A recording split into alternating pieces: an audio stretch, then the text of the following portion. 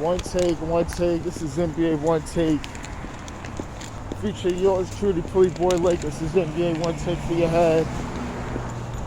NBA One Take.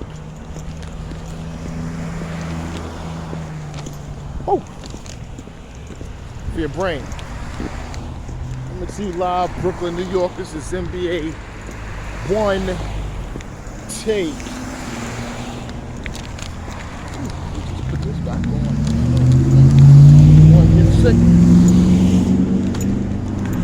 Get sick out here. But it's January 27th,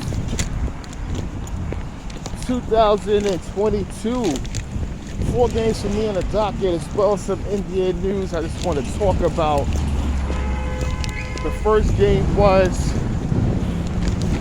the Raptors at the Bulls, and the Bulls pull out the win. It was a real good game. Led for the Raptors, led by Gary Trent Jr. had 32. OG Anunoby had 23.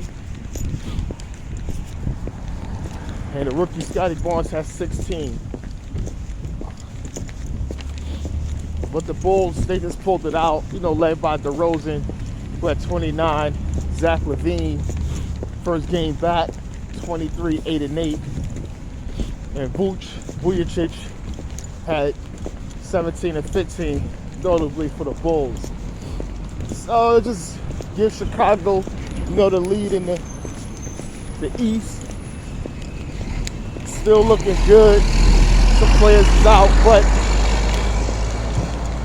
they just getting it done, They getting it done collectively. And I'm just saying, look, Billy Donovan's doing a great job with the team. I really like that. He got that. Him and Bickerstaff and Taylor Jenkins. Those are like the 3 for Coach of the Year for me. Those got to be the 3. I love what Phoenix is doing. I even love what Golden State doing. But those are really the ones that really stand out for me.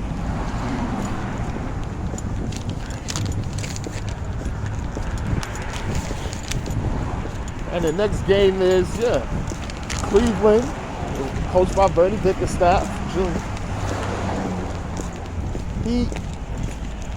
They get the big win over the Bucks. They're going sole possession of 3rd place in the East. Cavs looking good, man. Cavs is looking good. Kevin Love, 25 and 9 off the bench. Really embracing that 6-man role. Darius Garland had 19 and 8.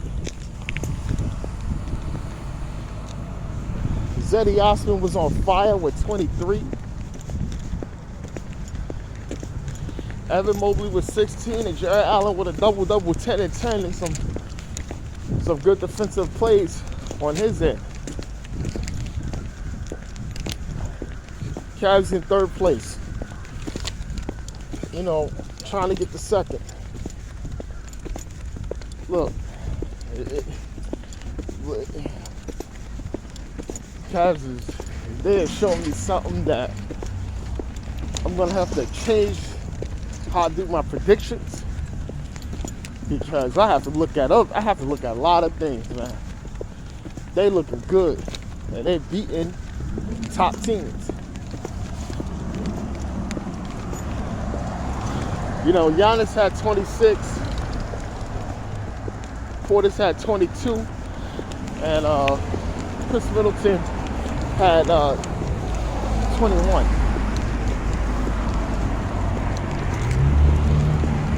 So, they passing the Bucks. They're going to pass the Nets.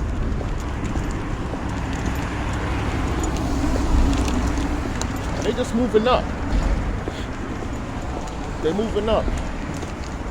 And Cleveland is no joke. I'm telling you, they're no joke. And the next game is the Hornets versus Indiana Pacers. I'm gonna tell you this. It became a blowout, but the Pacers scored 126. Hornets scored 158 points. A throwback game.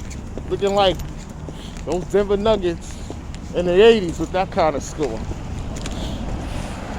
They led by LaMelo Ball. He had triple-double, 29, 10, and 13. Kelly Oubre off the bench had 39. He was on fire with them threes. And he had 39. He was just, I was like, lights out.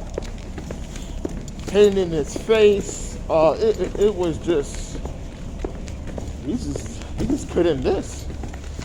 He just couldn't, he just could not miss.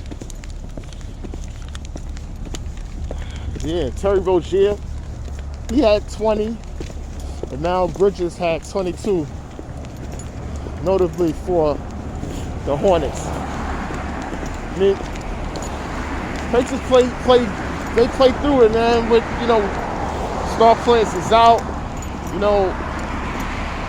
Matazzi had 17, and Isaiah Jackson 17, and Lance make them dance, show some good signs for 14 and 10. But the Hornets playing like that, they just say the Hornets is moving up a little bit too. In the East, they're moving up. You see, now it's not about trying to get to 7th and 8th. It's trying to get to 6. I'm telling you, man. I love it like this. And the last game of the night is the Nets versus the Nuggets at Barclays. And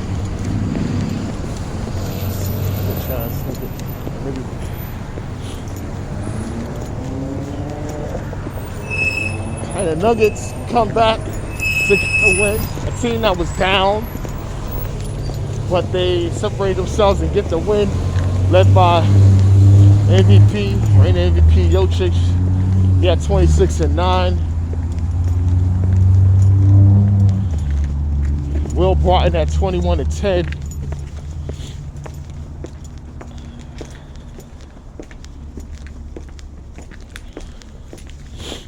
And Austin Rivers, who's also on fire, he had 25.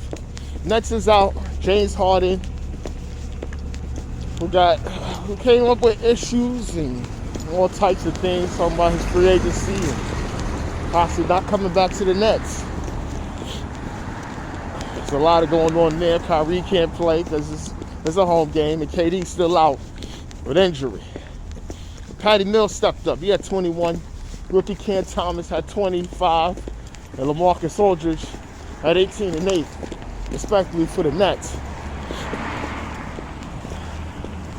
Nuggets get this win. It's been a long season for them. Still don't know the stats of Jamal Murray. I heard the All of Smoke podcast, even though it was weeks and weeks ago, but he out there, he's trying to work his way back. Maybe you'll see him in the playoffs, but Onetake and the crew is holding it down, and we'll see about that. Okay, in NBA news, let me talk about this John Wall versus Russell Westbrook. Let's talk about that. All right.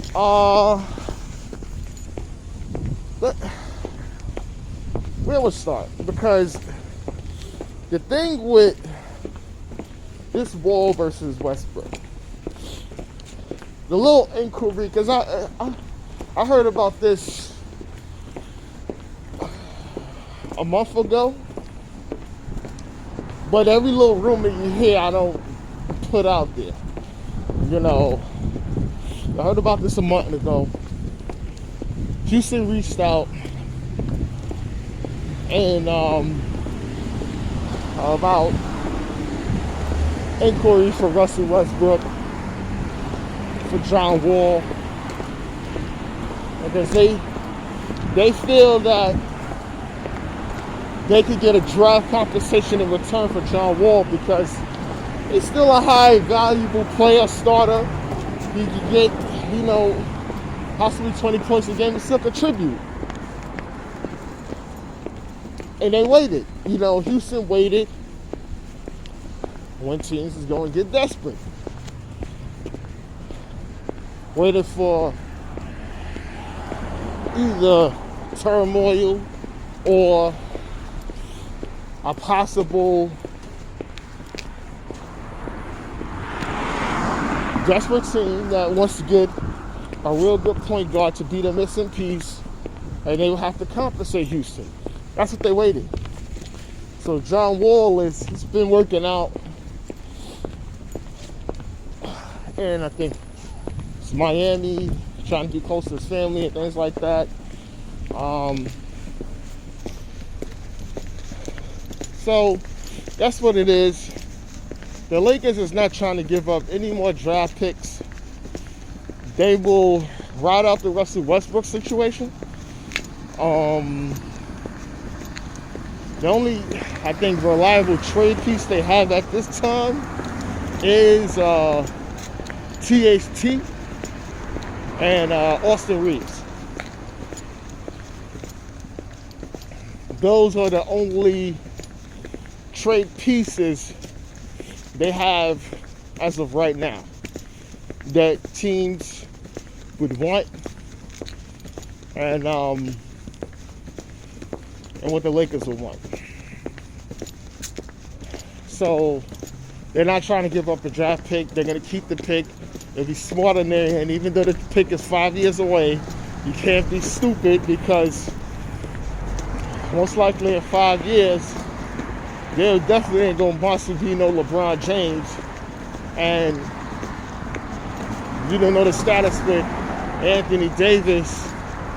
You probably need that draft pick to most likely restart and build your franchise.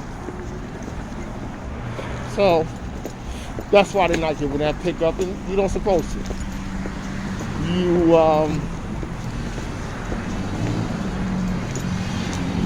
just trust what you got and see what happens.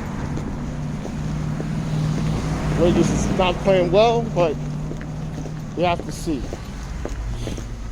But I think Wall is. I gotta ask this guy I know. Because I know John. He don't pay attention. He says all rumors is bull until it happens, whatever. He don't want the bull. But I want to know, would it be welcome to come into the Lakers? I think he would. I think he would. Everybody's saying, yo, the fit will work a little bit. Yeah, but I think John's injury history and he's not the same John from before. Because, his knees. He's not the Wall that's going to be dunking. He's not the Wall that's going to be super fast. You're getting not that guy. So the thing is, Russ is durable no matter what y'all saying, but John isn't. And you already got injury issues with LeBron and AD. So what's that leaving you?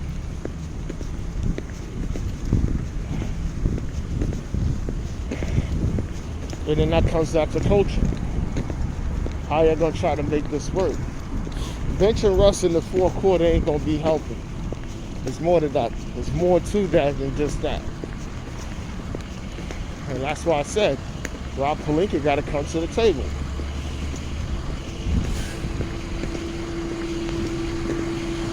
But this is NBA Onetake, Pretty Boy Laker, and I'm out.